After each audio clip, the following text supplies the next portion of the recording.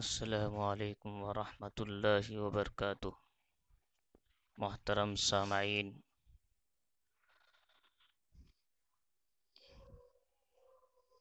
آج اس وقت زمانے کے اعتبار سے یہ مہینہ شمسی اعتبار سے سورج کے حساب کے اعتبار سے یہ مہینہ آخری مہینہ ہے سال کا، دسمبر جسے ہم کہتے ہیں، اور اس کے بعد جنوری کا مہینہ شروع ہوتا ہے، اور جنوری کی ابتدا پر لوگ مبارکبادیاں دیتے ہیں اور لڑکے لڑکیاں آپس میں گریٹنگس وغیرہ کے ذریعے سے ہیپی نیو ایئر کہتے ہیں اور خوشیاں مناتے ہیں۔ شریعت کی نظر میں اس کا کیا حکم ہے؟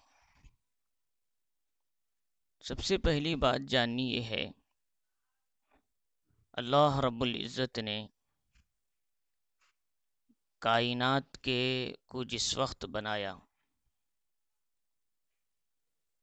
اس وقت سے ہی اللہ تعالیٰ نے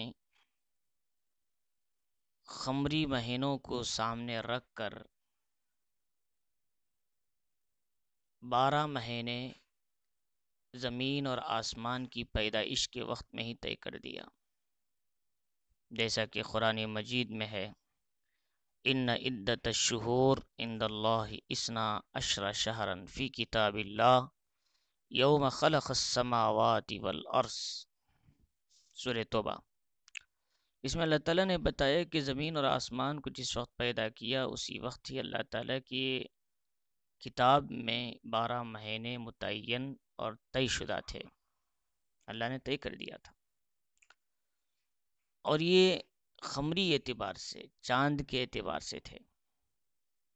اور چاند کے جو سال کے جو دن ہوتے ہیں قمری مہینوں کے اعتبار سے، یعنی چاند کے اعتبار سے یہ جو مہینے سورج کے مہینوں سے کم ہوتے ہیں، یعنی دنوں میں سورج کے حساب سے جنوری فروری 360 دن ہو، تو قمری اعتبار سے پورا سال 345 دن کا ہوتا ہے۔ عام طور پر چاند کی تاریخ 30 پر ختم ہو جاتی ہے، 29 اور 30 کے بعد 31 کوئی تاریخ نہیں ہوتی چاند کی، لیکن سورج کے حساب سے 31 تاریخ بھی کبھی کبھی ہوتی ہے، جیسا کہ اس مہینے کی 30 پر ایک تاریخ ہونے والی ہے۔ تو قمری اعتبار سے اسلامی نظریہ یہ ہے کہ سال کے 12 مہینے اللہ نے طے کر دیے، اور اسلامی سال کی ابتدا اللہ نے محرم سے رکھی ہے، محرم کے مہینے سے اسلامی سال، قمری سال کی ابتدا ہے، اور اگر ہم مبارکبادی دینی ہے ایک دوسرے کو تو محرم کی پہلی تاریخ کو دینی ہے، کیونکہ وہ اسلامی مہینہ ہے، اور اسلامی لحاظ سے اس وقت مبارکبادی دینا درست کہلاتا ہے۔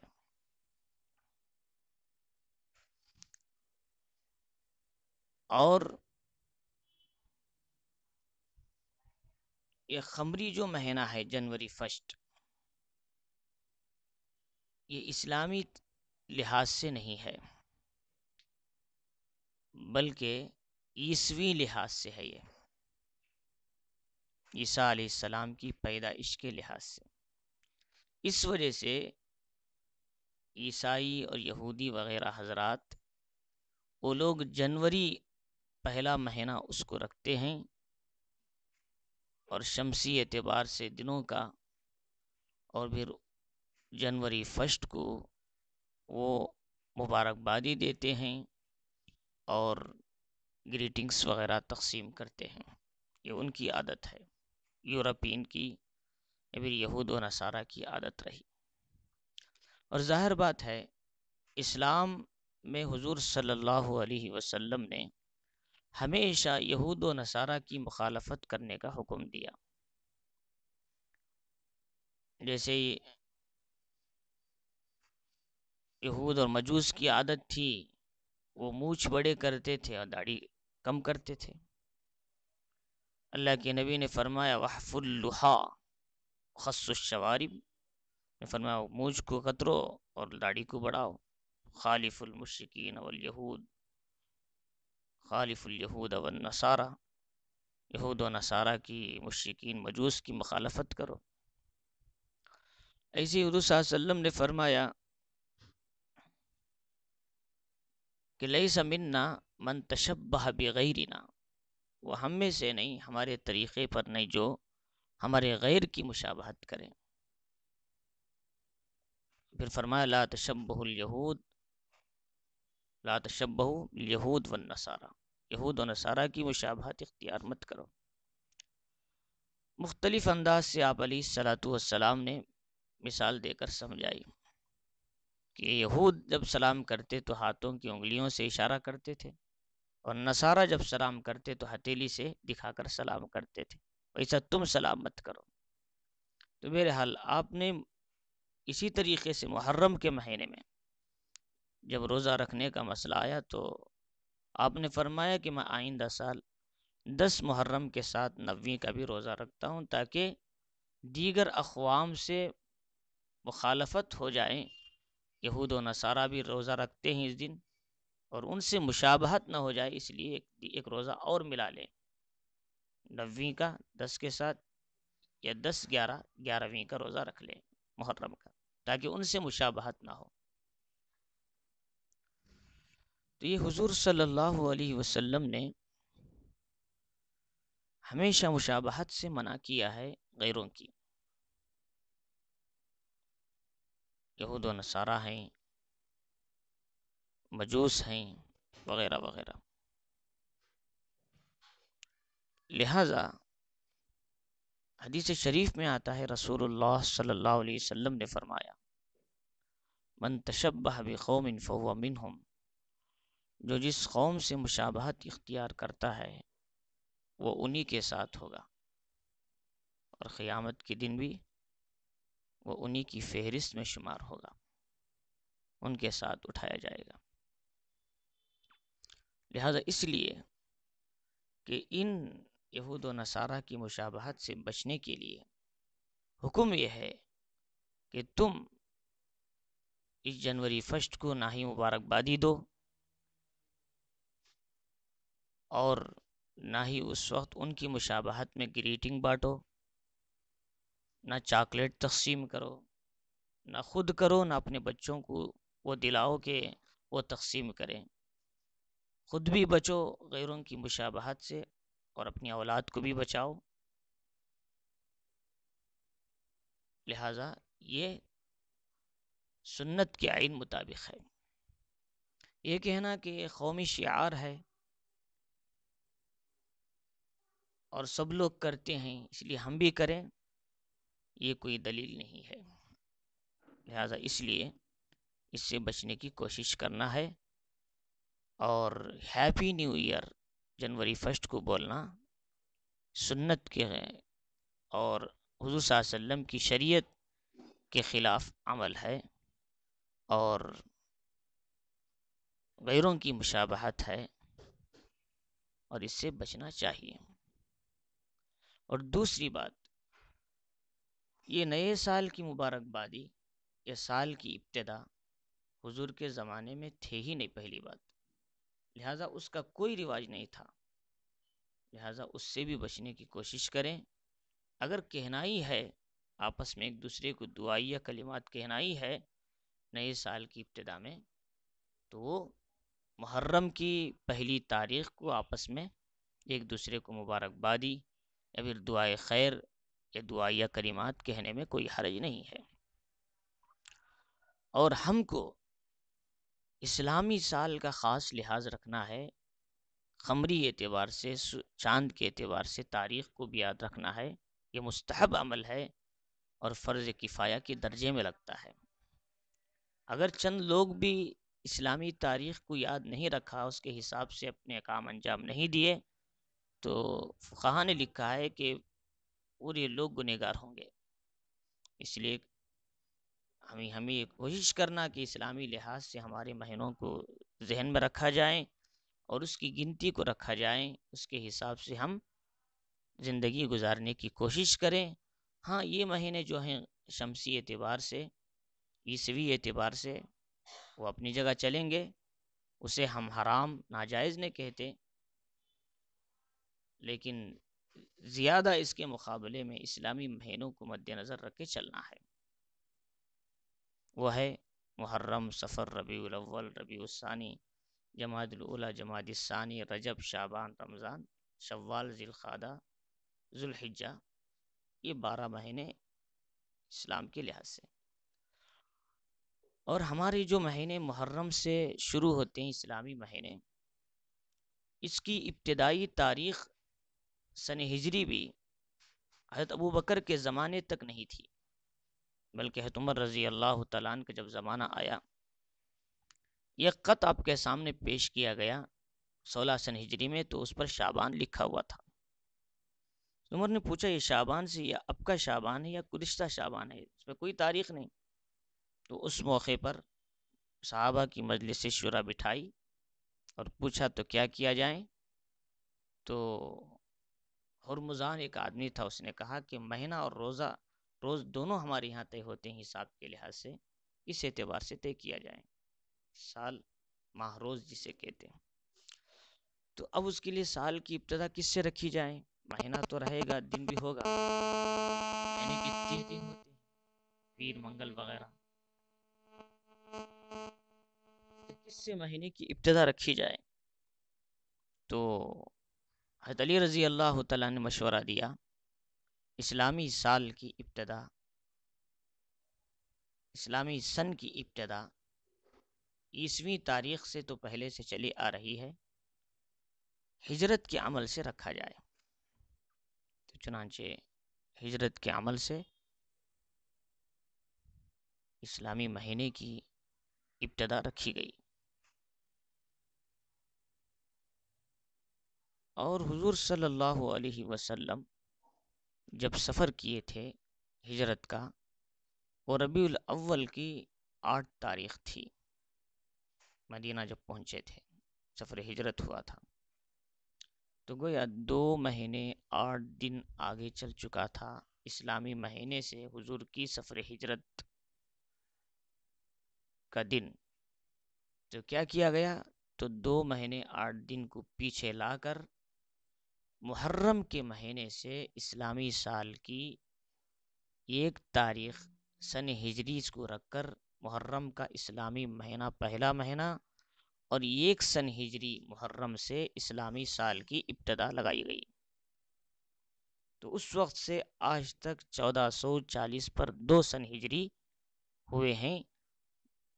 حضور صلی اللہ علیہ وسلم کے ہجرت کرنے کے وقت کے محرم کے مہینے سے۔ وہ یوں حضرت عمر کے زمانے میں اسلامی سال کی ابتدا اور مہینہ تو پہلے سے چلا آ رہا تھا محرم، اس سے رکھا گیا، اس لیے کہ ہجرت کا عمل عظیم عمل تھا، صحابہ کی قربانی کا ایک عظیم اثر تھا۔ تو چنانچہ سن ہجری حضرت عمر کے زمانے میں طے کی گئی۔ تو بہرحال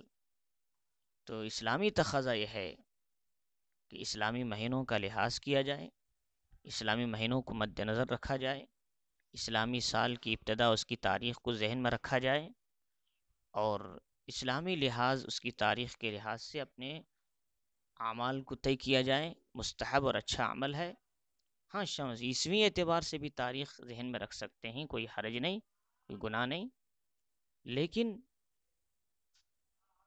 یورپین اور یہود و نصارہ کے طریقوں کی مشابہت کرتے ہوئے ہم جنوری فرسٹ کو اپنا ابتدائی مہینہ اسلامی سال کا مہینہ نہ سمجھیں، بلکہ وہ عیسوی اعتبار سے ہے، اور ان کی مشابہت میں پہنچ کر گریٹنگ بانٹنا، مبارکبادی دینا جنوری فرسٹ پر، یہ شریعت کی نظر میں درست نہیں ہے، اور حضور صلی اللہ علیہ وسلم نے بھی ان کی مشابہت سے منع کیا، لہٰذا اس سے بھی بچنے کی پوری کوشش کرنا ہے۔ اور تیسری بات یہ ہے کہ ہر سال کی جو ابتدائی دن ہوتے ہیں اس میں خوشی کا کوئی موقع نہیں ہوتا، اس لیے کہ غم کرنا چاہیے۔ ہماری زندگی کا ایک سال کم ہوتے جا رہا ہے اور ہم آخرت کے قریب ہو رہے ہیں، ایک سال کم ہونے پر غم کیوں؟ پچھلے زندگی کا محاسبہ کرنا ہے، میرا گزشتہ سال کس طرح گزرا، اللہ کی اطاعت میں، نافرمانی میں، توبہ اور استغفار کرنی ہے۔ آئندہ سال پوری عزم و ہمت اور قوت کے ساتھ یہ ارادے رکھنی ہے کہ اب آئندہ سال تو ہم اللہ کی اطاعت میں، عبادت میں، نیکیوں میں صحیح کام انجام دینے کی کوشش کریں گے، اس کا عزم کرنا ہے۔ لہٰذا سال کے کم ہونے پر، ہم ایک سال ہماری عمر کے کم ہونے پر ہم خوشی نہیں بنا سکتے، بلکہ گزشتہ سال کے گناہوں پر، کوتاہیوں پر ندامت ہونی ہے، آئندہ صحیح عمل کرنے کا عزم و ارادے رکھنی ہے۔ یہ ابتدائی سال کی اصل چیز ہے، ورنہ تو یہ غیروں کا خیال ہے کہ وہ دنیا ہی کو سب کچھ سمجھتے ہیں،